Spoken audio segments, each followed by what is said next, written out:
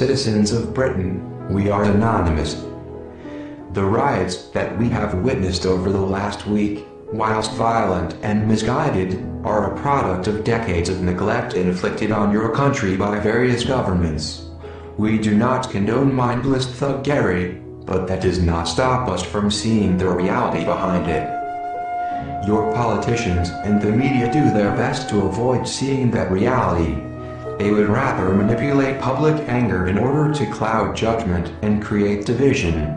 They will use these riots as an excuse to withdraw civic freedoms, increase draconian police powers, and discourage legitimate protest.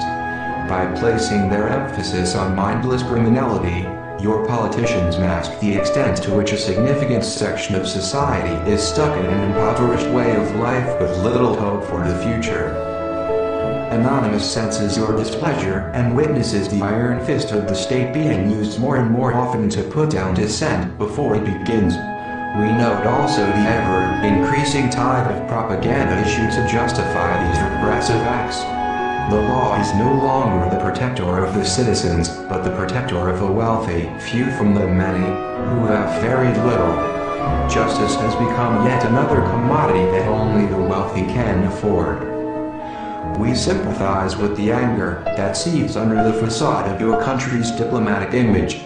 It is time to take a stand and realize that solutions will not be found in today's corrupt political landscape. You should seize this opportunity to rally for freedom. Anonymous stands with you in this struggle and will fight alongside you in the battle for permanent change. Let your enemies stand for a warrant. Saturday, October 15, 2011 will be your opportunity for rebellion. We call on Britain to unite and organize peacefully. Unions, anti-cuts groups, community organizations, students, activists, citizens, you know our political system is not fit for purpose.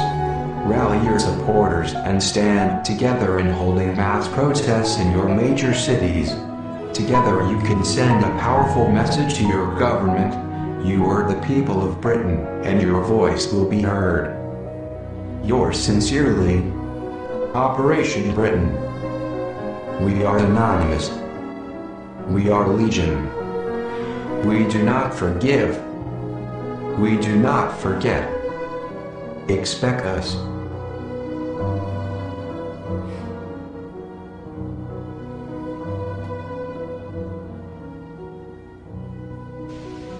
I'm sorry, but I don't want to be an emperor. That's not my business. I don't want to rule or conquer anyone. I should like to help everyone if possible. Jew, Gentile, black man, white. We all want to help one another. Human beings are like that. We want to live by each other's happiness, not by each other's misery. We don't want to hate and despise one another. In this world there's room for everyone, and the good earth is rich and can provide for everyone. The way of life can be free and beautiful, but we have lost the way. Greed has poisoned men's souls, has barricaded the world with hate, has goose-stepped us into misery and bloodshed. We have developed speed, but we have shut ourselves in. Machinery that gives abundance has left us in want. Our knowledge has made us cynical, our cleverness hard and unkind. We think too much, feel too little. More than machinery, we need humanity. More than cleverness, we need kindness and gentleness. Without these qualities, life will be violent, and all will be lost.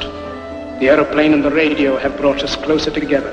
The very nature of these inventions cries out for the goodness in men, cries out for universal brotherhood, for the unity of us all. Even now, my voice is reaching millions throughout the world. Millions of despairing men, women, and little children, victims of a system that makes men torture and imprison innocent people. To those who can hear me, I say, do not despair. The misery that is now upon us is but the passing of greed, the bitterness of men who fear the way of human progress. The hate of men will pass, and dictators die, and the power they took from the people will return to the people. And so long as men die, liberty will never perish. Soldiers, don't give yourselves to brutes. Men who despise you, enslave you, who regiment your lives, tell you what to do, what to think, and what to feel, who drill you, diet you, treat you like cattle, use you as cannon fodder. Don't give yourselves to these unnatural men with machine minds and machine hearts. You are not machines, you are not cattle, you are men. You have the love of humanity in your hearts. You don't hate, only the unloved hate, the unloved and the unnatural. Soldiers, don't fight for slavery, fight for liberty. In the 17th chapter of St. Luke it is written, the kingdom of God is within man, not one man nor a group of men, but in all men, in you. You, the people, have the power to create machines, the power to create happiness. You, the people, have the power to make this life free and beautiful, to make this life a wonderful adventure. Then in the name of democracy, let us use that power. Let us all unite. Let us fight for a new world, a decent world, that will give men a chance to work, that will give youth a future and old age a security. By the promise of these things, brutes have risen to power, but they lie. They do not fulfill that promise.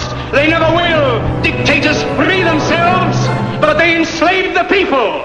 Now let us fight to fulfill that promise. Let us fight to free the world, to do away with national barriers, to do away with greed, with hate and intolerance. Let us fight for a world of reason, a world where science and progress will lead to all men's happiness. Soldiers, in the name of democracy, let us all unite! Let us all unite! Let us all unite! Let us all